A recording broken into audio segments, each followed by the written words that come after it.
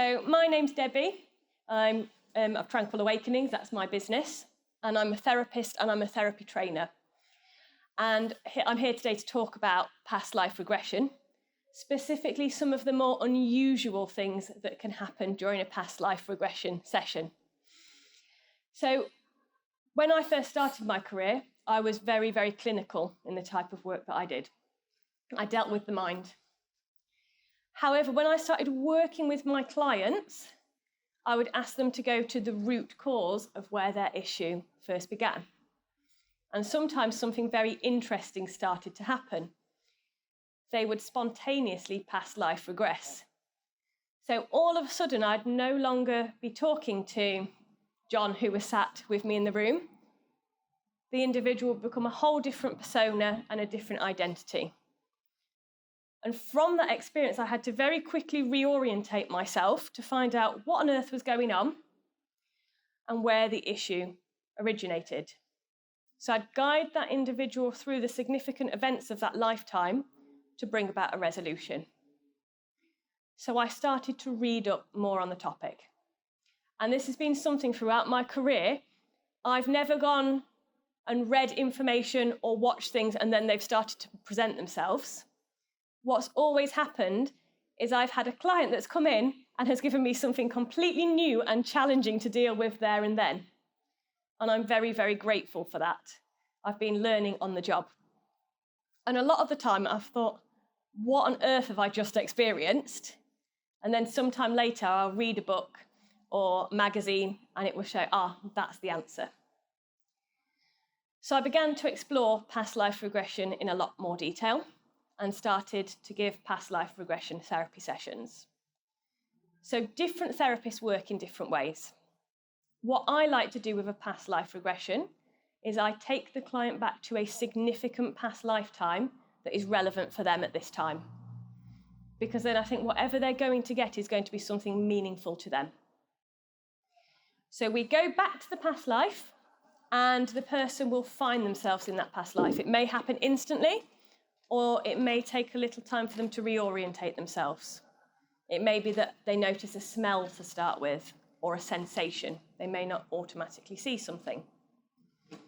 And then we gather information. It's like being an investigator. So I will ask lots of different questions about who are you? What can you see? What can you hear? What can you feel? Who's around you? What are they doing? Where are you?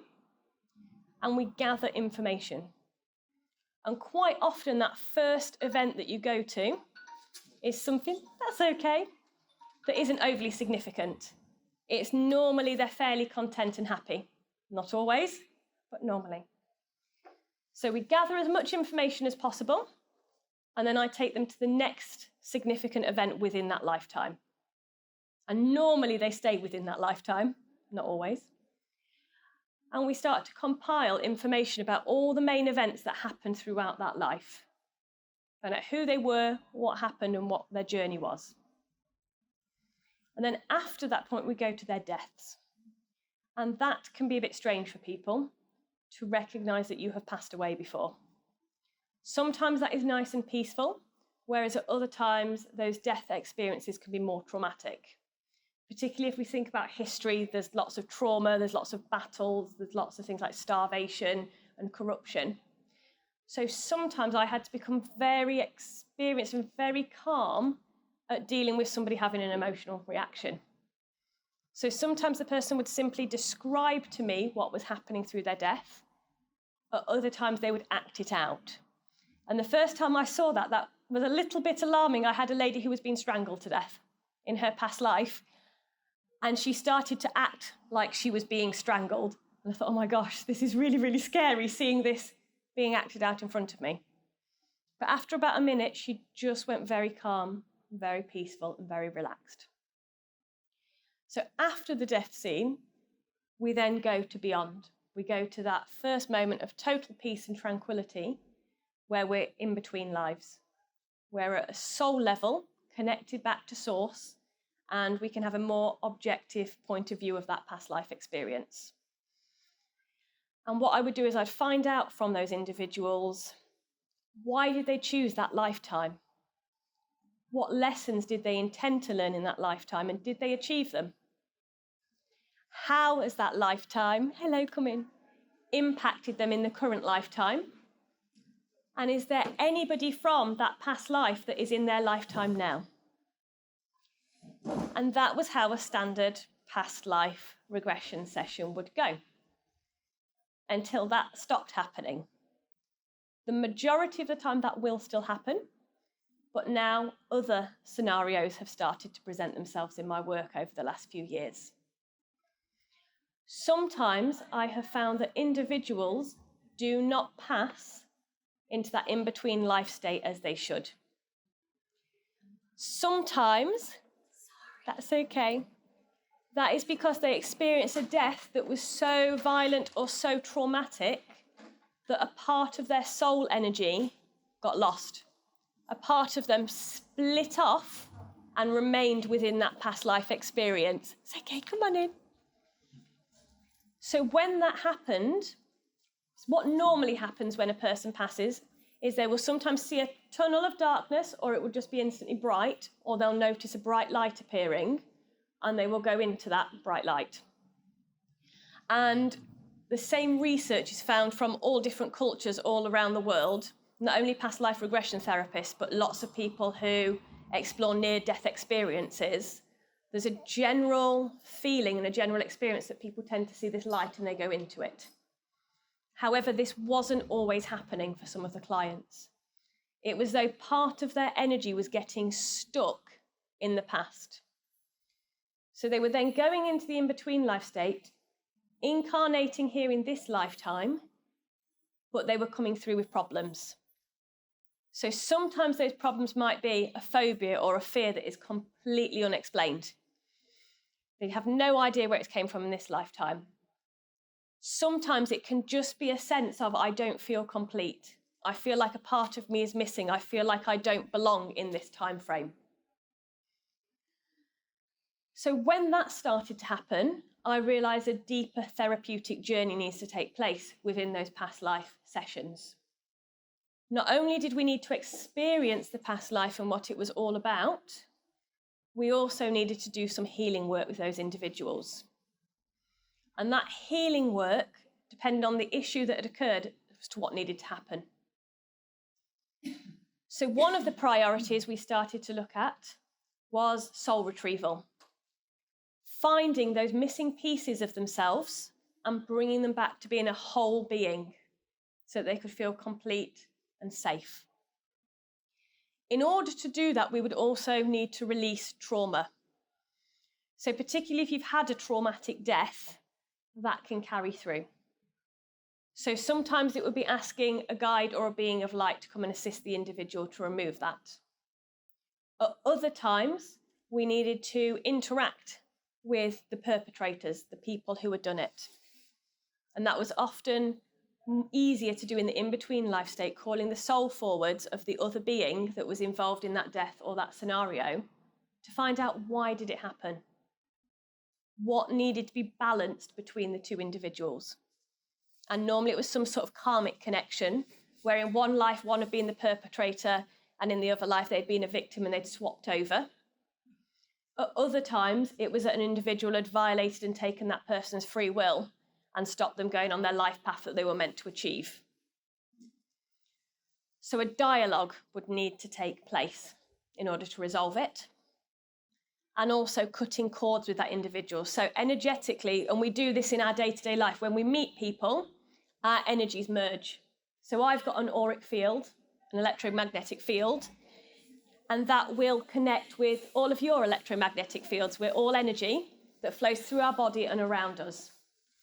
And when we're feeling really positive and good, it's nice and strong. However, if we have difficulties, it can become incomplete or damaged.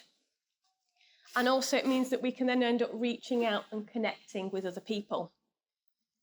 That can be good. There can be positive cords and connections. However, sometimes we can become energetically attached or connected to somebody in a damaging or toxic way. And when that happens, we can start to feel drained, depleted, ill. So another part of that therapeutic process was then to remove those negative cords so that those individuals were no longer passing negative vibes between each other and they could go about their own separate ways. It then started to get even weirder.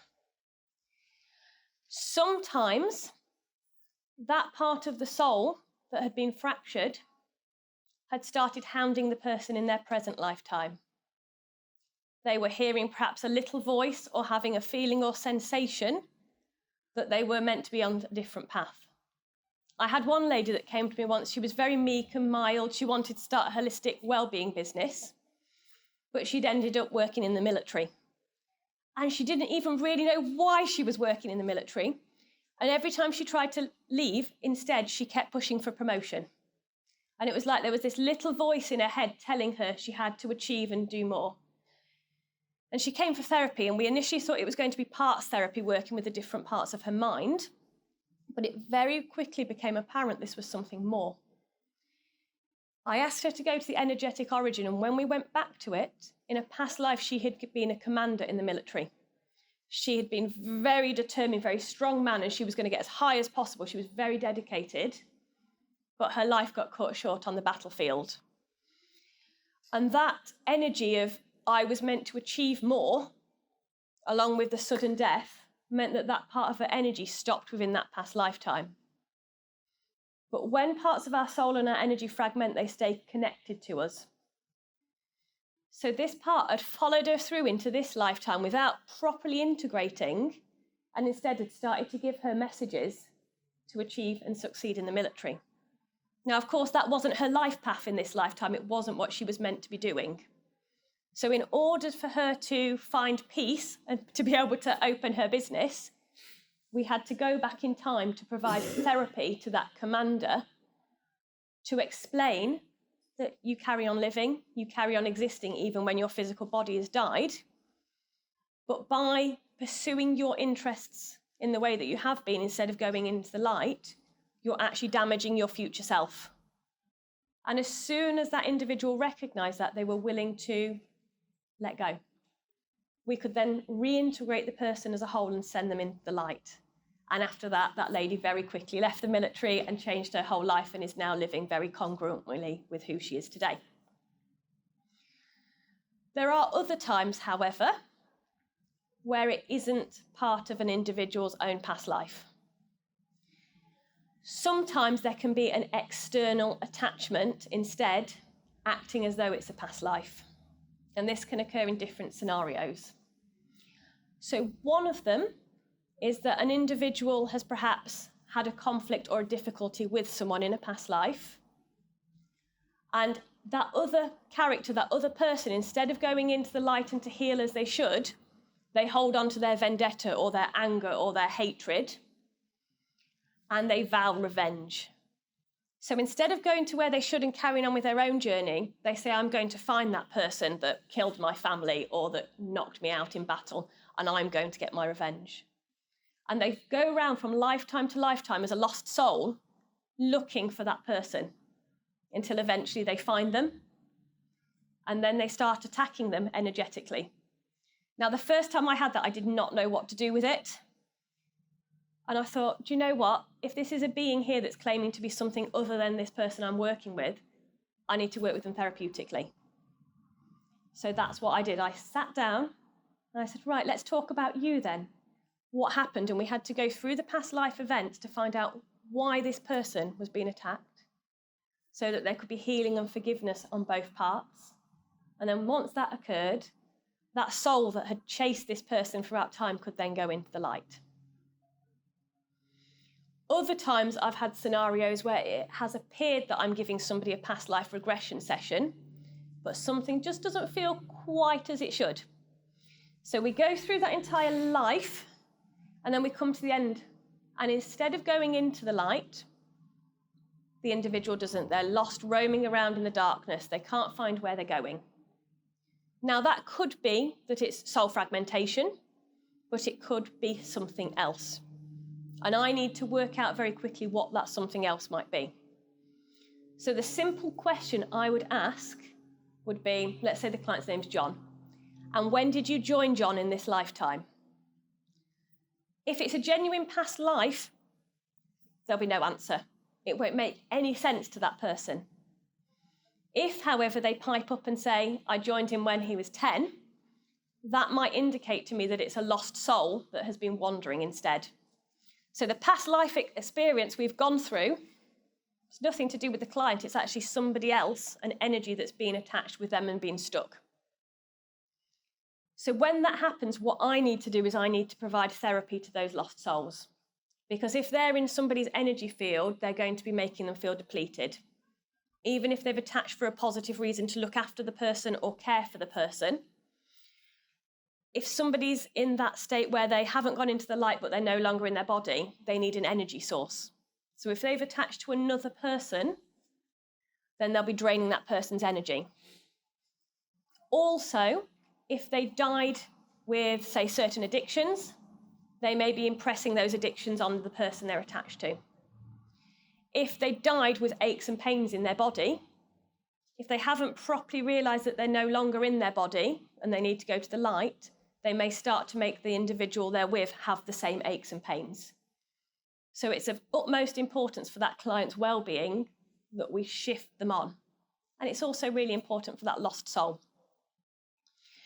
If I've asked that question and I'm still not satisfied with the answer, I will ask the client to come forward and speak to me, as they are now. And I would simply say to them, this past life we're exploring, is it part of your own energetic system or is it something external? If they say it's part of their own energy, it will indicate to me it's probably soul fragmentation and we need to heal that individual. If they say it's something external, I need to treat it as a separate being. Makes my life very, very interesting and very obscure. The majority of the time when people come for past life regression sessions, they are normal past life regression sessions. However, on occasions, these unusual scenarios happen. And it's something, I hope you don't mind me pointing you out, Maud. So Maud has just qualified with me as a past life regression therapist.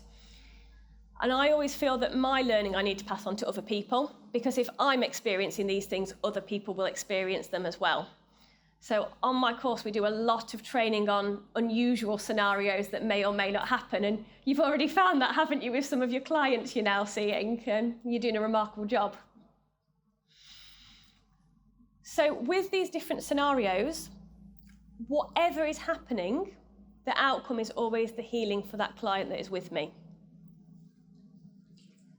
It's always providing them with a sense of well-being. And if I do find something else that's attached, once they have been shifted on, we're able to take them back to their past life and we're able to explore it nice and easily and peacefully, and the rest of the session tends to go as planned.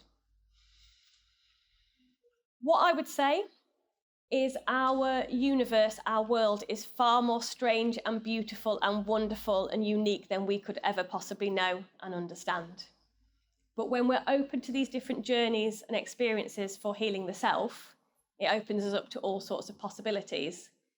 And I feel very, very privileged to have the job that I have, to be able to work with people from all different scenarios and backgrounds, because my life has become an adventure with what I do. Every day is something different. And the outcomes I see are phenomenal. Sometimes I see miracles in front of me as these things are released, whether it's from past life or whether it's an entity.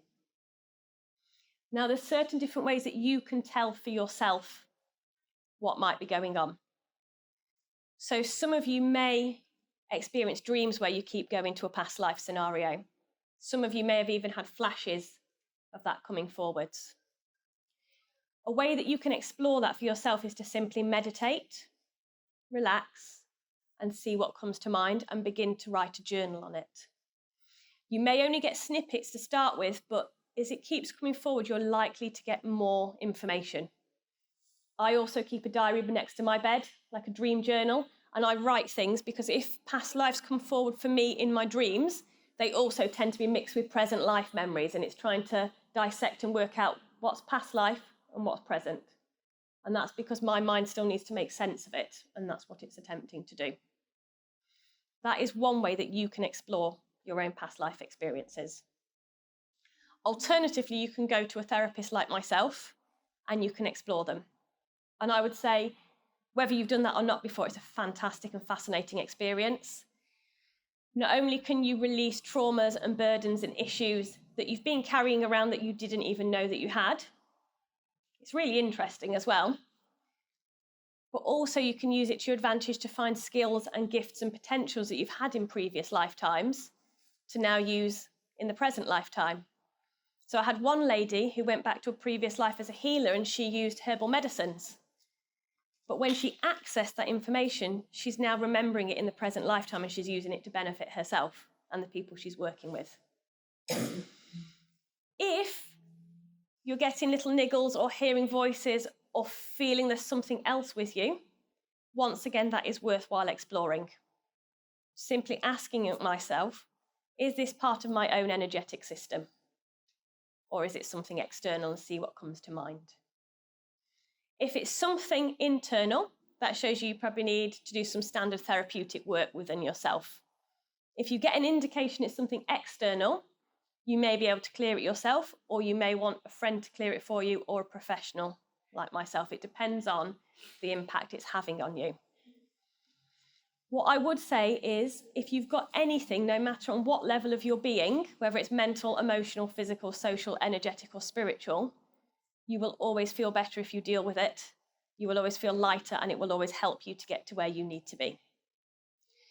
What I'm going to do is I'm just going to be quiet now, because I realise I've opened lots of different doors to lots of different avenues there, and I'm going to let you ask me any questions if you've got any questions you would like to ask me about that. Has anyone got anything they would like to know or would like clarifying? I've got a question. Yes. How do you put somebody into hypnosis to access past life? So there are loads and loads of different techniques to put somebody in hypnosis, and it tends to be based on the type of person that they are. So sometimes I will do a check, like a susceptibility check, and I could do that on you now. So what I would say, and if anyone wants to join in with this, you can, I'd say stick your arms out, bring your hands together, lock your fingers and give them a squeeze. Now I want you to lift your index fingers up and hold them about 1 inch apart. And I want you just to stare at the gap in the middle. And I want you to imagine now there's a really strong magnet in between those fingers that begins to pull it closer and closer together. And the more you try to pull your fingers apart, the stronger they get. And the stronger it gets, the closer they get. And the closer they get, the quicker they move. And the more you try to resist, the stronger that magnet becomes as they move closer and closer. Now, that's right. And if you just lower your hands down. Different people will have had different experiences. Some people will have noticed their fingers went together almost instantly. So that would indicate to me those people may work very well with a rapid induction, something that takes them almost instantly into a relaxed state.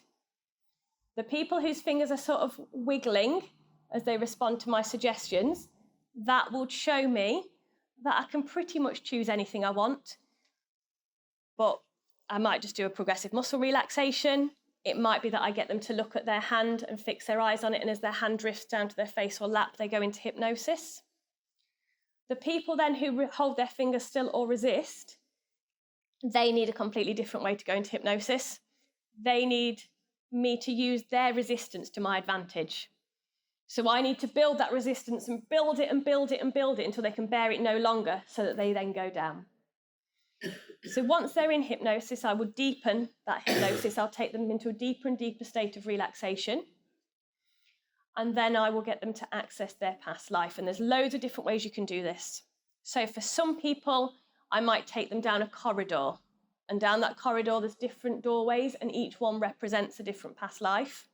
And when you select the relevant door, as you go through it, you go into that past life. Somebody else that I work with may have a real affinity with guides or angels. So I may ask them to call their guides or angels forwards to work with them. And that guide or angel will help them to drift back into the previous lifetime that's relevant. For another person, say they're interested in books, I might take them to a library. And the library's full of loads of different books, but they're drawn to one particular book, and it's about them throughout time and their existence. And they'll go and start to flick through the book, and it will fall open on a page. And that page will draw them into that past life experience as they connect in with it. Really, it's imagination. It can be anything. but it's a way of using the idea of using something to help them travel through time to get back to that past life. Has that answered your question? Lovely. Has anyone got anything else they would like to ask? Have you ever come across somebody you've not been able to come Under hypnosis, I've had 3 people in my time. One of them when I was newly qualified. The first hypnotherapy course I went on wasn't the best. I'm always going to be grateful for it because it got me on my path, but I was limited in terms of techniques and skill. I had one man who came to me, first session he went under hypnosis beautifully. Second session he freaked out and he just wouldn't go under hypnosis. Found out a couple of years later it's because he was harbouring a very big secret that he was worried would come out and he didn't want his family to know. As soon as he told his family, he then came back to me and we successfully completed the work. And then the third one is a gentleman that I work with in different ways, and he will not allow himself to go. He's had trauma after trauma after trauma, and just getting himself into a relaxed state for anything, he will not allow himself to do it. So we use different therapeutic techniques instead. So no, not everybody goes under hypnosis. The majority of the people will if you use the right technique. And if they feel comfortable with you as a therapist, it's so important to have that right connection. And I always say I wouldn't ever want anybody to work with me if they didn't feel I was right for them, if they didn't feel comfortable with me, because you're only going to get the best if you feel connected to somebody and you feel like they're going to be able to make a positive difference and keep you safe in that difference and that change. Yes. You said some clients had significant changes following the treatment. Yes. Can you give us an example? So I had one lady, and she was very, very frightened of almost everything. She had gone through a really traumatic death. It wasn't very nice. It was a traumatic life. She'd been locked in a cupboard and abused as a child in that lifetime, beaten, and eventually killed. So she spent her whole life living in this fear of when am I going to be attacked? And all that fear and that pain had come through into this lifetime. So although she'd had a normal, healthy upbringing, everything frightened her, every relationship panicked her. And as soon as we released and healed the trauma, she all of a sudden started feeling like she could connect into her family, that she was no longer jumpy all the time. She was no longer looking over her shoulder. Other times it might be that somebody comes for a really obscure phobia and they don't know where it's come from. And we go to the past life, we find out it's something that happened in the past life or how they died. And as soon as we've healed that, they're all of a sudden able to face that fear. And before they perhaps couldn't even be in the same room or heard it mentioned.